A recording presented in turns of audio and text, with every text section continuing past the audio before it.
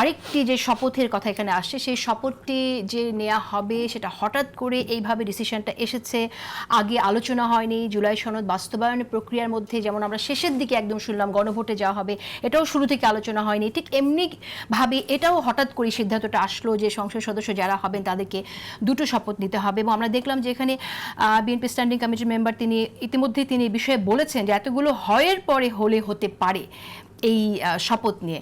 আপনি কিভাবে দেখছেন? আসলে এটা তো মানে একটু কোশ্চেন, একটা বড় প্রশ্ন। গত 18 মাসের সরকারটি রাজনৈতিক সরকারের উপরে সম্পূর্ণ অবিশ্বাস থেকে যা যা করার সব করে গেছে।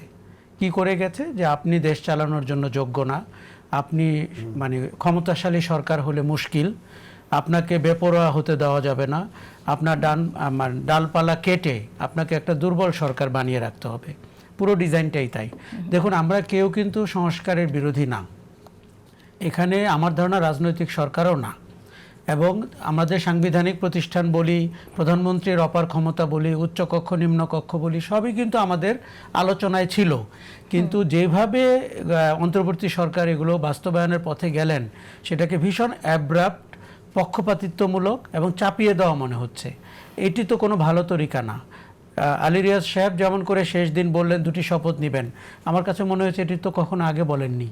কাজে উনি প্রতিদিন এক একটা নতুন তত্ত্ব নিয়ে হাজির হচ্ছেন এবং আমাদের তার ধারণা বা তার সরকারের ধারণা যে রাজনৈতিক দলগুলো সেটি মেনে নিবে। দেখুন, নির্বাচনের আগের দিন পর্যন্ত পরিবেশ ভিন্ন ছিল। তখন আপনি কোনো একটি দলকে পাওয়ারে আনার জন্য অথবা বলা হচ্ছিল মেকানিজম হবে, ইঞ্জিনিয়ারিং হবে, ওই দলটিকে আমরা উপলব্ধি করছিলাম যে তারা ক্ষমতায় চলে গেছে, প্রশাসন তাদের হাতে, অতএব নির্বাচন না হলেও হবে। নির্বাচনটি যত পিছিয়ে দেওয়া যায় দুটি দলের জন্যই সুবিধা, একটি নবীন, তাদের সংগঠন বিস্তার করতে হবে, আরেকটি তো ক্ষমতায় আছে। সেই জুনের কথা আমরা শুরু থেকেই দাবি শুনছিলাম যে সেটা নিয়ে আমরা অনেক মানুষ কিন্তু বীতশ্রদ্ধ এবং সে 18 মাসে দেখতে পেয়েছে কিছু পণ্ডিতের হাতে দেশ পড়েছে, যাদের বিরুদ্ধে আবার দুর্নীতির অভিযোগ আছে, যাদের বিরুদ্ধে স্বেচ্ছাচারী স্বৈরাচারী আচরণের অভিযোগ আছে, যারা জবাবদিহিতার বাইরে। পার্লামেন্টে বা রাজনৈতিক সরকার যত খারাপই হোক তার তো জবাবদিহিতা আছে, অন্তত 5 বছর পরে নির্বাচন ফেস করতে হবে, এদের করতে হয়নি। ফলে আপনি এখন কিন্তু একটা ভজঘট সিচুয়েশন, আপনি দুটি শপথ নেবেন না একটি শপথ নেবে। আমার ধারণা কালকে একটা বড় নাটক অনুষ্ঠিত হতে যাচ্ছে, শপথ কোনটি হবে। বিএনপি দেখুন, বিএনপি কিন্তু কিছুই রাগঢাক করেনি, যেখানে নোট অফ ডিসেন্ট দেওয়ার সেখানে তারা অতীতে দিয়েছে এবং ইতিমধ্যে তারা আবার 2/3 মেজরিটি পেয়েছে। কাজে আপনি এটাকে অ্যাকোমোডেট করতে হবে। জনতার রায় যদি আপনি মেনে থাকেন, 2/3 রায় তো বিএনপির পক্ষে গেছে। কাজে সে 31 দফা বাস্তবায়ন করবে, না জুলাই সনদ বাস্তবায়ন করবে, নাকি তার জনতার রায় ইশতেহার বাস্তবায়ন করবে, এই জায়গাগুলো বিএনপিকে খুব দ্রুত পরিষ্কার করতে হবে।